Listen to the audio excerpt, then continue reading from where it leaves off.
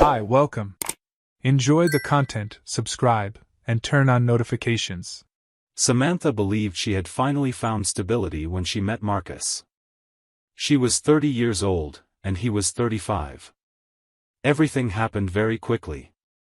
6 months of dating, a simple wedding, and a life change that seemed promising.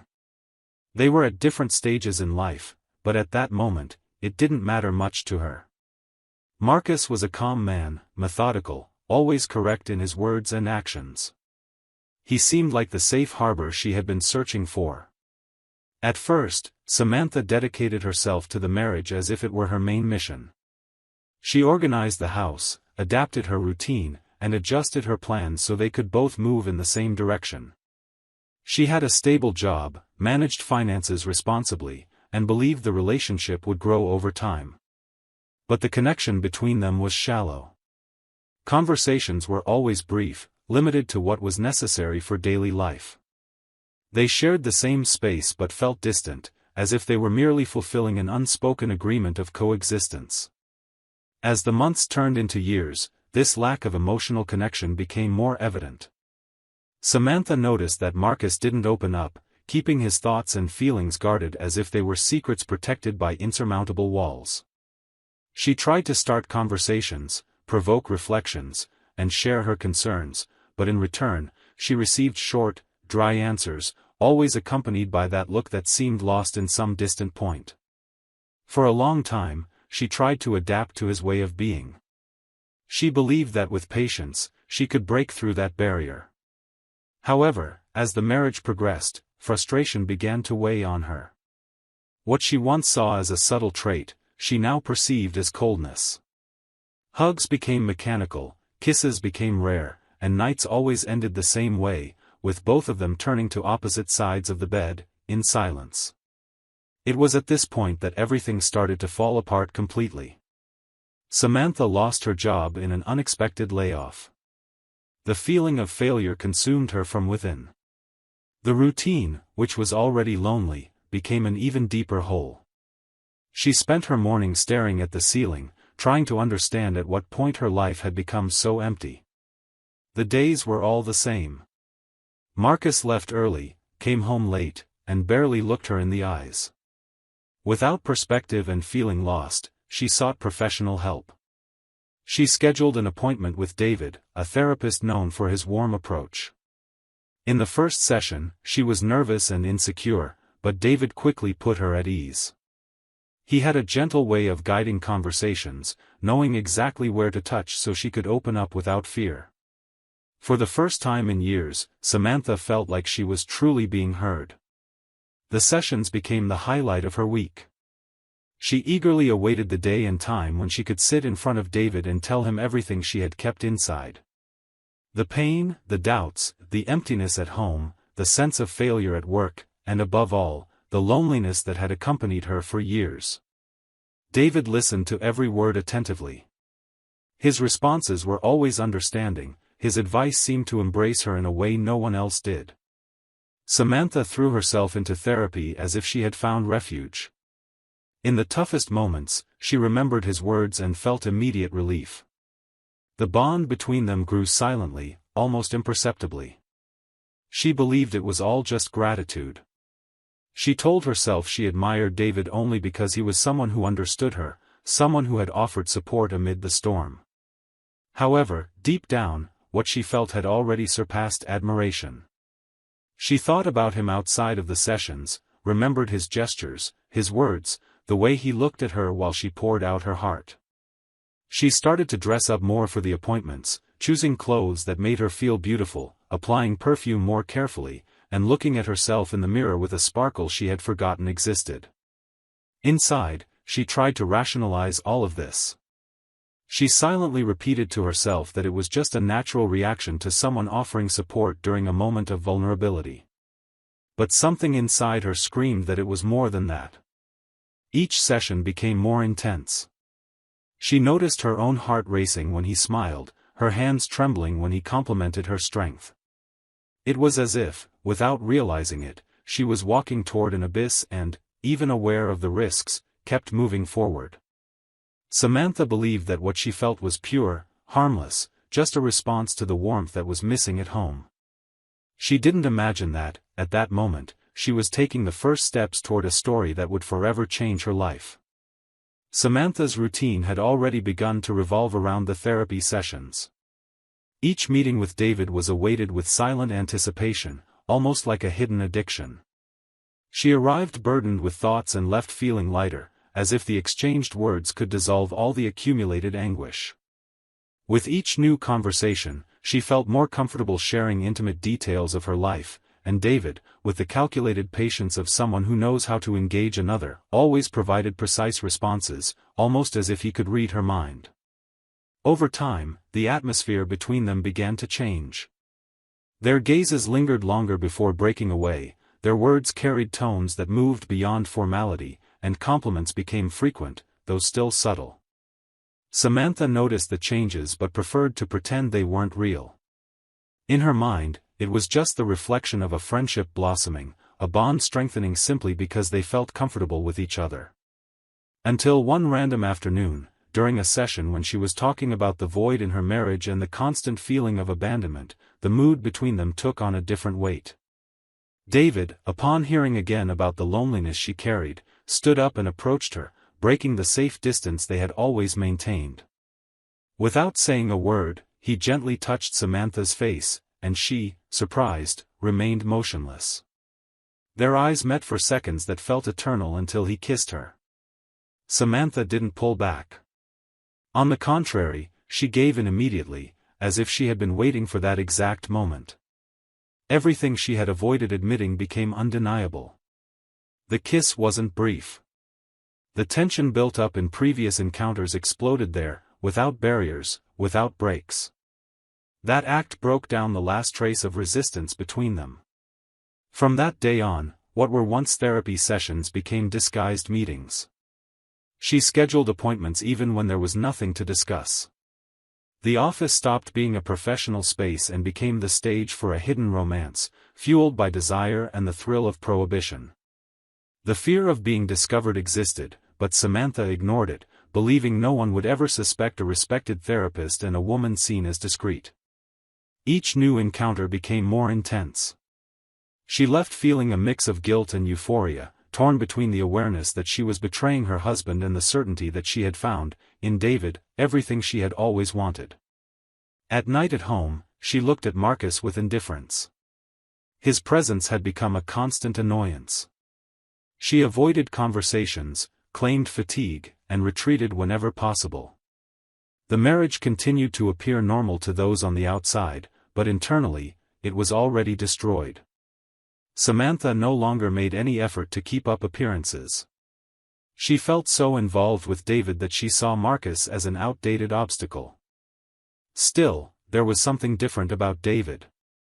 At first, he was all attention, always willing, full of sweet words.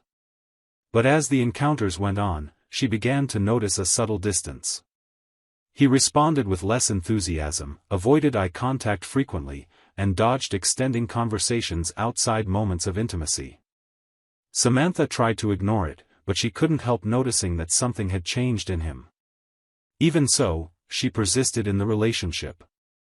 She called often, sent messages at odd hours, and scheduled meetings with increasingly flimsy excuses. Inside her, a fear grew that David was trying to distance himself, but at the same time, a desperate need to keep him close pushed her forward, no matter the cost. Samantha believed it was just a phase. She thought that with patience, she could bring back that passionate David from the early weeks. She didn't see that, little by little, she was sinking deeper, sustaining a relationship that, for David, had already begun to lose its shine. While she gave herself without reservation, David was already calculating every move, like someone who realized he had crossed a dangerous line and was slowly trying to erase the traces.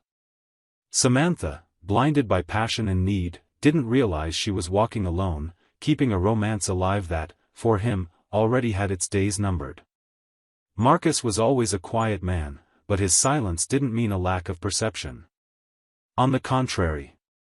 While Samantha got more and more lost in her affair with David, Marcus observed every detail, not letting anything slip. The change in her behavior was clear. The extended hours, the repeated excuses, the distracted gaze during meals. She avoided his company, distanced herself even in the simplest moments, as if his mere presence were a burden. He didn't show any reaction. He simply stored every piece of evidence inside him. Behind his calm exterior, something was brewing. Marcus always believed that making a scene or confronting without preparation was useless. He valued control. So, he planned every step carefully. He didn't rush, didn't let emotions take over. One random day, while Samantha was getting ready for yet another one of her appointments, Marcus acted. He bought a small recording device, discreet and easy to hide. Without saying a word, he placed the device deep in her bag, where he knew she would never look. Afterward, he acted as if nothing had happened, maintaining the same serene look, as if he were oblivious to everything happening around him. When she left, Marcus didn't follow her. He simply waited for her to return. He spent the hours tending to his things, showing no sign of anxiety. When Samantha returned, she greeted him with the same indifference as always, as if following a script she had memorized. As soon as he had the chance, Marcus retrieved the recorder from Samantha's bag. He sat down, put on the headphones, and pressed play. At first, the voices were low, like whispers, but soon the content became impossible to ignore. He heard the clear sound of kisses. Long, intense, with no care or discretion. The moans followed, muffled but unmistakable, leaving no doubt about what was happening there. Marcus kept his face still, staring into nothingness, but without removing the headphones. The recording continued, and soon the words began to emerge, one after another, cutting through the air like blades. Samantha said she had never felt anything so strong, that she felt alive with David, that she was tired of living a lie at home. David responded with the same intensity, saying he loved her, that he thought about her all the time, that he could no longer see her as just a patient. They laughed together, exchanged secrets, and made plans for the future. Each sentence was a sharp blow, delivered without anesthesia. Marcus listened to everything with a terrifying coldness, like someone watching the collapse of something that no longer meant anything to him. He listened until the very last second. When the recording ended, he didn't hesitate. He separated the most incriminating parts, saved the files, and began to build something bigger. For Marcus, this moment was no longer just about betrayal. It was a matter of principles, of justice. He knew rules had been broken here, rules that needed consequences. With the complete material in hand, Marcus prepared a formal complaint against David with the State Therapy Board. He presented the audio recordings, the evidence, the records. The content was indisputable. Explicit details of an involvement that should never have existed within the therapist-patient relationship. After filing the complaint, Marcus didn't waste time. He called Samantha into the bedroom with a calm but firm tone of voice. She appeared at the door, carefree, as if it were just another ordinary night. Without saying a word, he grabbed the recorder, pressed play, and let the sound echo throughout the entire room. As soon as the recording began, she tried to maintain her composure, but soon recognized her own voice. "I've been waiting for this all day." "Me too. You have no idea how much I thought about you last night. I love you, David. I love you too, Sam." Her face turned pale, but before the worst part of the recording played, she exploded. "You're sick. How could you do this? This is a crime. This is an invasion of privacy. You had no right to record me." She attacked him with sharp words, trying to shift the focus of the situation, placing all the blame on him. But Marcus simply stared, in silence, letting the recording continue uninterrupted. When the sound of moans filled the room, she froze. Her eyes went blank, as if her body had been emptied from within. Tears began to fall uncontrollably. She tried to breathe, but the crying suffocated her. And it was at that moment that the excuses began, all as fragile as she was at that instant. I was confused. I felt so alone. You ignored me. I didn't want it to be like this. I made a mistake, but it was a moment of weakness. It doesn't mean I stopped loving you. I didn't know what I was doing."